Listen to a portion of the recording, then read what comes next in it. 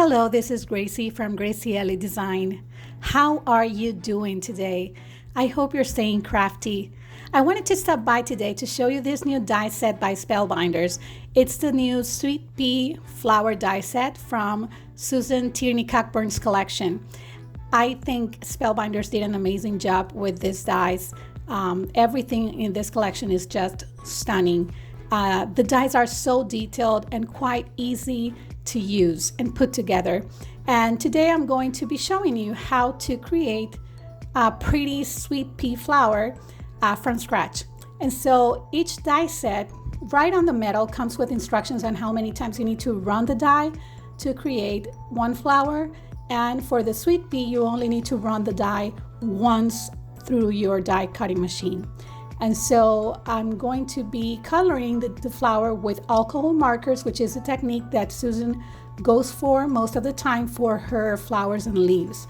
And so what I wanted to create here is quite a simple shading from darkest to lightest, focusing on the darkest shade right on the center so that when we shape the flower, you get that dimension from the coloring. And it's quite an easy technique, and it does have a very eye-catching effect in the end. I usually use inks with an ink dauber or maybe ink sprays or even watercolors to color my petals and flowers. But it's my first time actually using alcohol markers to create a flower.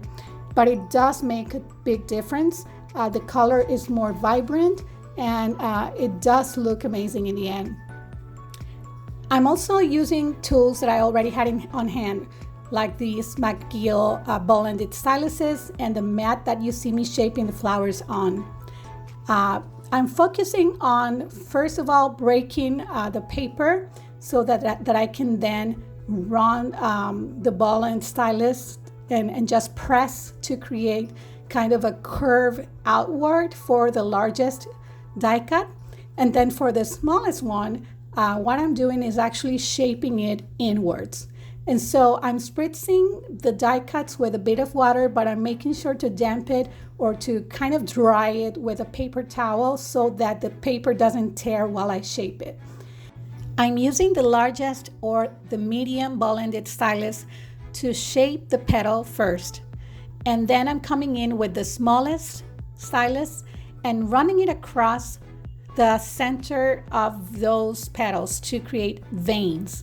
Then I just press the very center of each die cut, and that gives you that fluffy and dimensional flower that you can see here.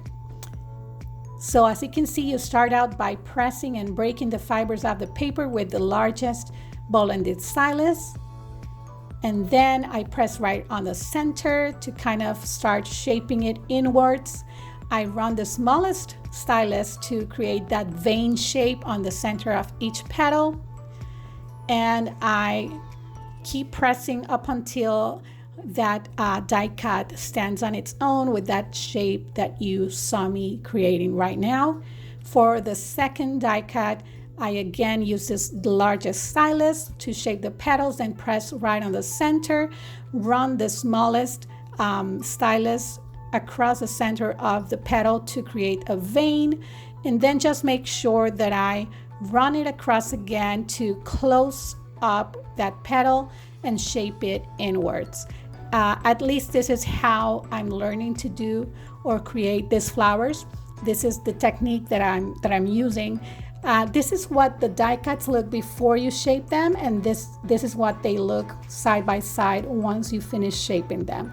As you can see, it does become smaller, fluffier, and more dimensional, but it's just a beautiful flower, especially to create sort of a bouquet or an array around a sentiment on a card or a layout, just the prettiest little flower. For the leaves, I also colored them with alcohol markers, just as I did with the flowers.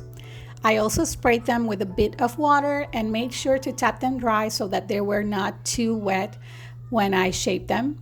And so I'm running across the smallest ball-ended stylus to create veins. And so I'm creating veins right across the center and then also side by side, and then pressing with a medium-sized ball-ended stylus from the back so that I can create a bit more dimension on the leaf.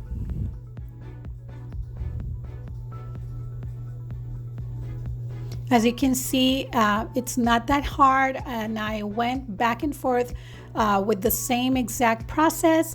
I used my fingers also to fold the leaf a bit towards the center, and this is the final result. They look quite pretty and dimensional. This set comes with a couple of different sizes of leaves. This is probably the largest leaf on the set. It also comes with this small foliage element that I'm going to be attaching to the smallest flower die cut. You're supposed to attach it this way and then mount that onto the center of the largest flower die cut.